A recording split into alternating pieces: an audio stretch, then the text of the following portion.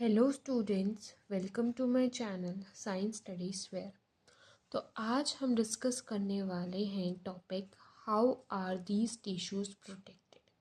Basically यहाँ tissues की बात हो रही है, मतलब यहाँ एज टिश्यूज़ एक्ट कर रहे हैं हमारे दो organs, brain and spinal cord, right? So a delicate organ like the brain, which is so important for a variety of activities, needs to be carefully protected. We know how important brain is in our body, है ना? It controls all the vital functions, all the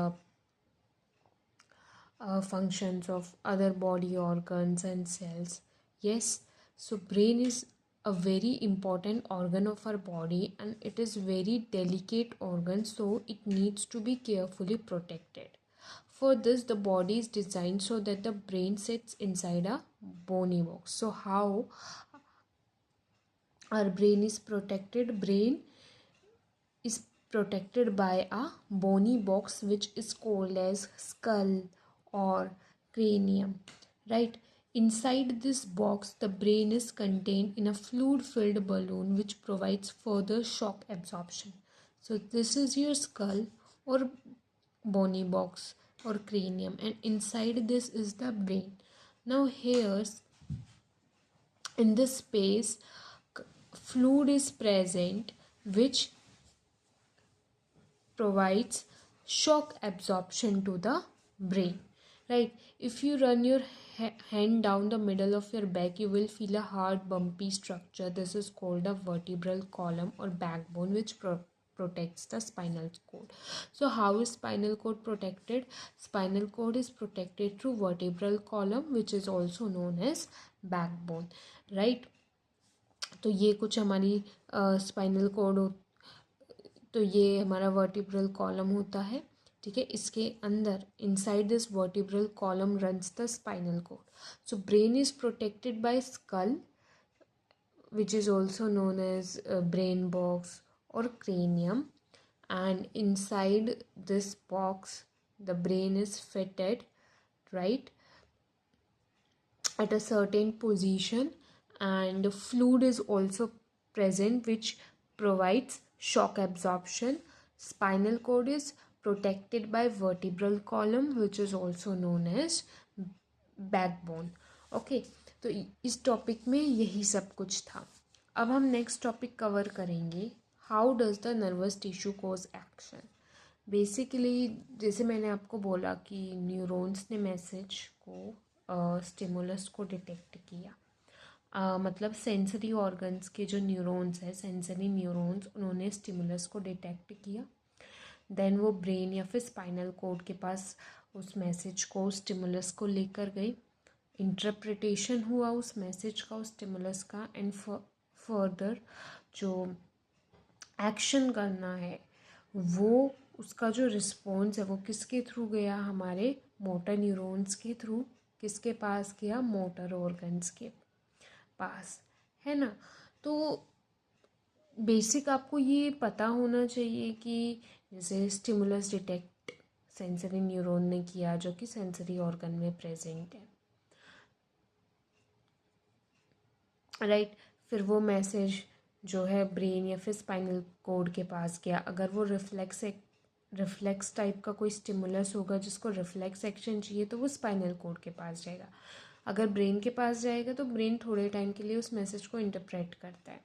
फिर brain से या फिर जो भी spinal cord है उससे मैसेज आएगा मोटर न्यूरॉन्स के थ्रू, एंड किसके पास जाएगा? मोटर ऑर्गन्स के पास। और फाइनली मोटर ऑर्गन्स को मैसेज मिल जाएगा, देन दे विल रिस्पोंड, है ना, वो एक्शन देंगे, राइट। तो बेसिक ये आपको क्लियर होना चाहिए। इसमें इतना इम्पोर्टेंट तो चीज़ें हैं नहीं, बट फिर भी हम एक बार इसको पढ़ लेते हैं। So far we have been talking about nervous tissue and how it collects information, sends it around the body, process information, makes decision based on information and conveys decision to muscles for action.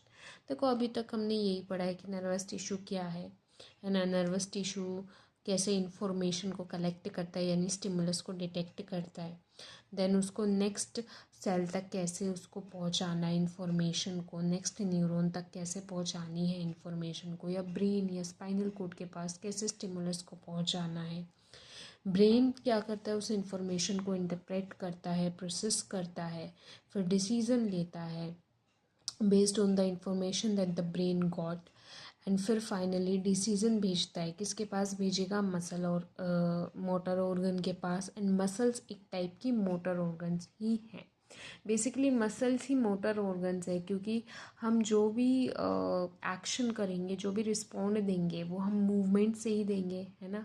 और movement हमारी body में कौन कराती है, muscles कराती हैं, right.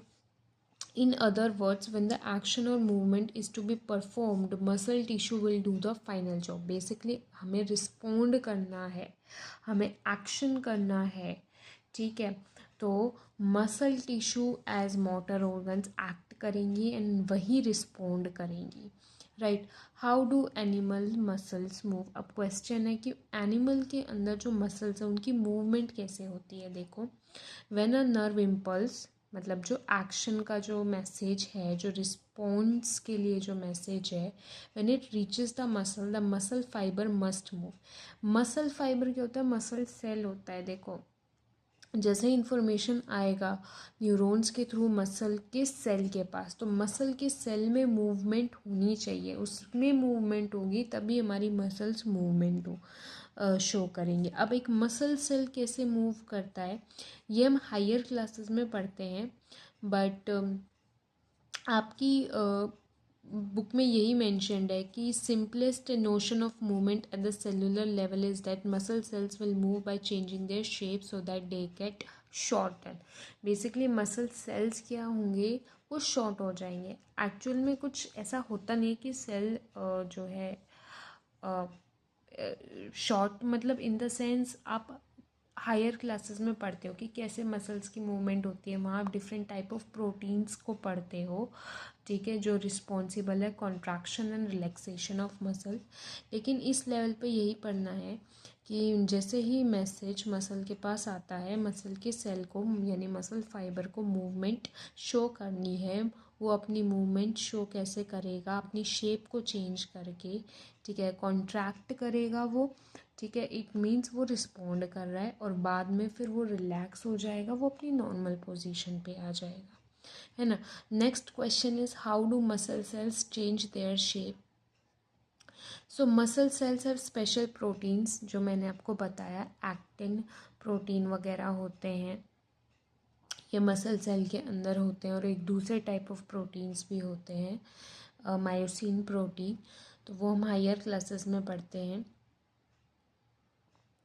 तो यही जो प्रोटीन्स होते हैं ना, यही मसल सेल की जो है शेप को चेंज करते हैं, ठीक है। और बेसिकली इनकी ही अरेंजमेंट में चेंजेस आते हैं, जिसकी वजह से सेल की शेप में चेंज आता है।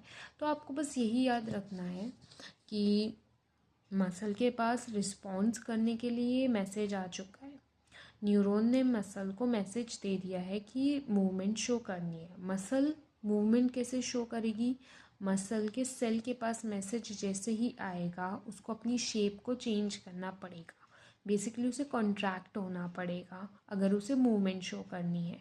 कॉन्ट्रैक्ट वो कैसे होगा, उसके प्रोटीन्स के अंदर उन कुछ चेंज आएंगे, उसके प्रोटीन की अरेंजमेंट्स के अंदर कुछ चेंज आएंगे, जो मसल सेल के अंदर जो प्रोटीन्स प्रेजेंट होते हैं उनमें कुछ चेंजमेंट आएगी, जिसकी वजह से मसल सेल कॉन्ट्रैक्ट हो जाएगा।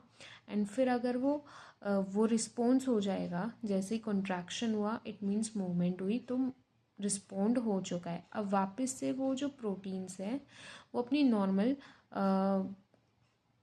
अरेंजमेंट पर आ जाएंगे एंड ऐसे मसल सेल फिर रिलैक्स हो जाएगा और पूरा जो मसल है वो अपनी नॉर्मल स्टेट में आ जाएगा, राइट। तो यही है, जब कॉन्ट्रैक्शन की बात हो रही है और रिलैक्सेशन की बात हो रही है तो ये प्रोटीन्स की अरेंजमेंट में ही चेंज आते हैं, ठीक है।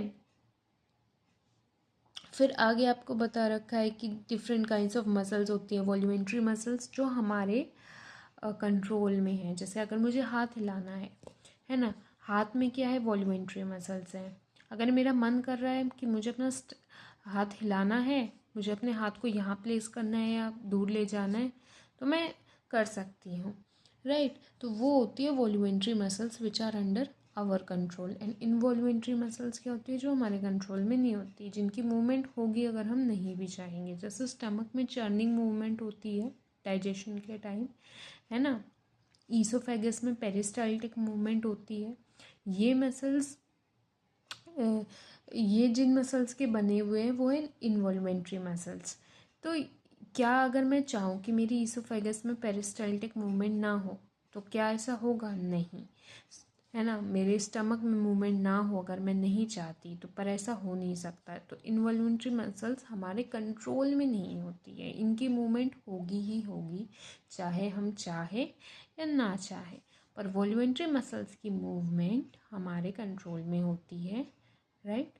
तो यही सब हमें पढ़ना था। आज के लिए मैंने आपको 2 टॉपिक का डिस्कशन किया आप लोगों के साथ। आई होप आपको अच्छे से चीज़ें समझ आई होंगी। If you found the video helpful, then like the video, also share and subscribe my channel. Thank you so much for watching my video.